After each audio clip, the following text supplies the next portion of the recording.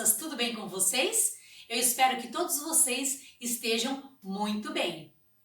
Hoje eu vim aqui para contar uma história para vocês, tá? A história de hoje, ela vai nos falar sobre um jovem rei. Eu não sei se vocês conhecem esse jovem rei. A história nos conta que esse rei, ele foi coroado rei aos 8 anos de idade. O nome desse rei era Josias. Josias, ele foi nomeado rei daquele país, daquela época, por quê? O pai de Josias, ele era um rei muito mau. Ele era um rei idólatra, ele fazia tudo o que era contrário à vontade de Deus. Mas Josias não. Josias era um garoto bom. E aos 8 anos de idade, o pai de Josias morreu.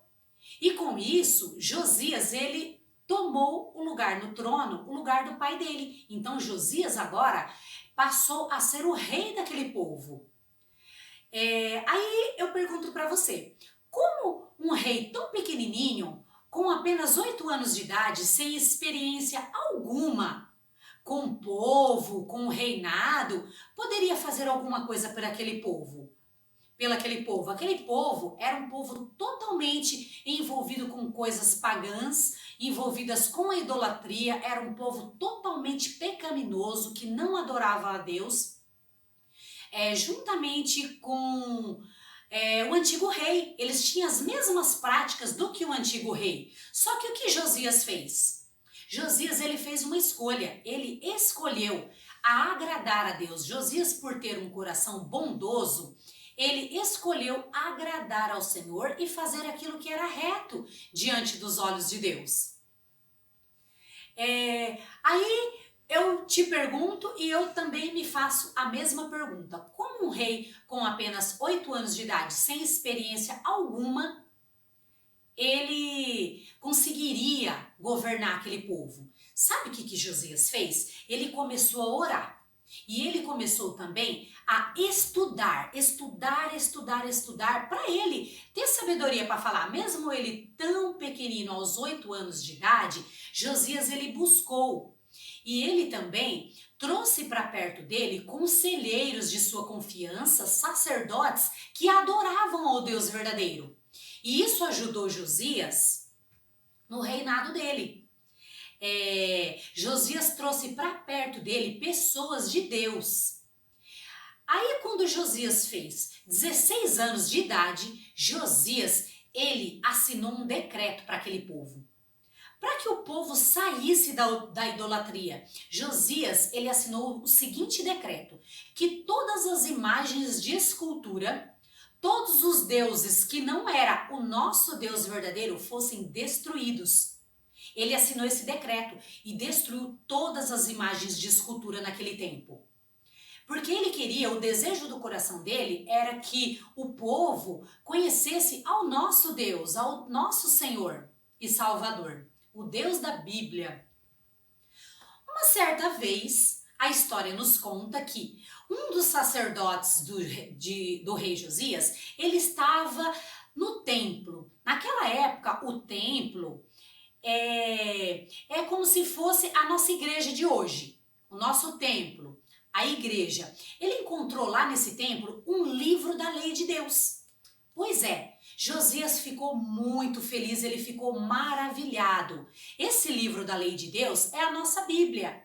É a Bíblia que a gente usa hoje, nós cristãos, nós usamos a Bíblia como base para a nossa vida. Então Josias começou a ler aquele livro e se atentar para as histórias de Deus, e com isso ele começou a ensinar o povo. O rei Josias começou a explicar ao povo que o único Deus verdadeiro era o nosso Deus. E com muita oração e dedicação, Josias ele convenceu aquele povo, aquela nação, a adorar somente ao nosso Deus. A atitude que Josias teve mudou toda uma história.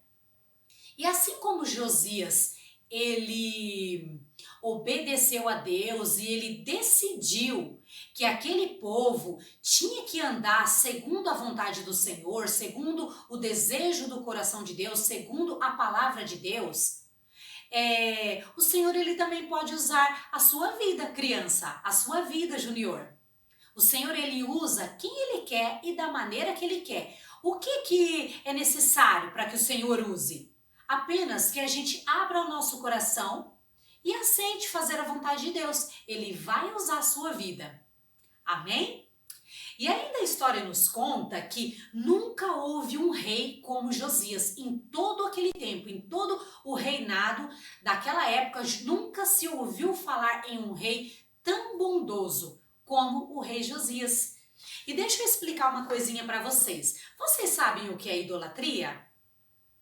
Idolatria, naquele tempo lá, a idolatria, ela era assim conhecida como adorar a outros deuses. Deuses de barro, estátuas de bronze, de ferro. Eles se prostravam diante desses deuses achando que era o Deus. E não era o Deus da Bíblia. Eles estavam vivendo no engano. Mas trazendo para os nossos dias atuais, idolatria não é só isso. Idolatria, como eu já falei, é tudo aquilo que toma o lugarzinho de Deus no coraçãozinho de vocês, tá? Eu vou citar aqui alguns exemplos de idolatria, porque às vezes você está cometendo idolatria e não sabe que está cometendo. Um exemplo, como idolatria é tudo aquilo que toma o lugar de Deus, às vezes essa idolatria pode ser um celular, você acorda com ele na mão, almoça com ele na mão, janta, vai dormir com ele na mão, e muitas das vezes você não leu nem um pequenininho versículo, nem um pequenino versículo da palavra de Deus e o dia passa. Isso é idolatria. É pecado você ter celular? Claro que não. Eu tenho celular, as minhas filhas têm celular. Celular tá aí porque é uma tecnologia, é uma ferramenta muito legal. Mas a gente tem que tomar cuidado, porque se ele tomar o lugar de Deus no nosso coração, é idolatria. E a gente tem que tomar muito cuidado e pedir para que o Senhor limpe e tire toda a idolatria. Outro exemplo de idolatria pode ser um tênis novo que você queria muito aquele tênis, aí de repente você ganha e você limpa esse tênis e você só quer ir para a escola com esse tênis e sair para os lugares com esse tênis e você dorme com esse tênis de lado, você está idolatrando esse tênis. Ou pode ser uma revistinha, um gibi, ou uma bicicleta nova, ou uma série da Netflix, sei lá, que você está tão apegado que muitas das vezes você passa o dia naquela série, você tem tempo para tudo, menos para ler, nem que seja um pequeno versículo da palavra de Deus. Isso é idolatria e a gente tem que tomar muito cuidado. E se você, porventura, por alguma ocasião, está cometendo sem que perceba, peça para Jesus limpar. O Senhor, ele perdoa. Às vezes a gente comete coisas que nem no nosso subconsciente a gente não entende que está cometendo. A gente tem que ficar esperto, tem que ficar alinhado com a palavra da verdade, que é a Bíblia Sagrada. Tá bom? Essa foi a história de hoje, que nós possamos ser igual Josias. O Senhor quer usar a vida de cada um de vocês, crianças. E agora eu gostaria de chamar minha filha Mari aqui, que ela vai fazer uma oração. Olá. A Mari vai fazer uma oração junto com vocês. Se você ainda não aceitou Jesus ou se você tem algum amiguinho ou algum parente que não conhece Jesus, mesmo que você já tenha Jesus, nós já temos Jesus, legal, mas você conhece alguém que não tem esse Jesus, a Mari vai ensinar vocês como fazer essa oração, tá bom? Aí você pode fazer com um amiguinho seu, com um priminho, ou com alguém, qualquer pessoa que ainda não conhece a Deus. Alguma pessoa que ainda não conhece a Deus, tá bom? A Mari vai fazer com vocês a oração agora, amém? Eu gostaria que vocês fizessem junto com ela. Vamos fechar os nossos olhinhos? Querido Senhor Jesus, eu aceito como meu Salvador.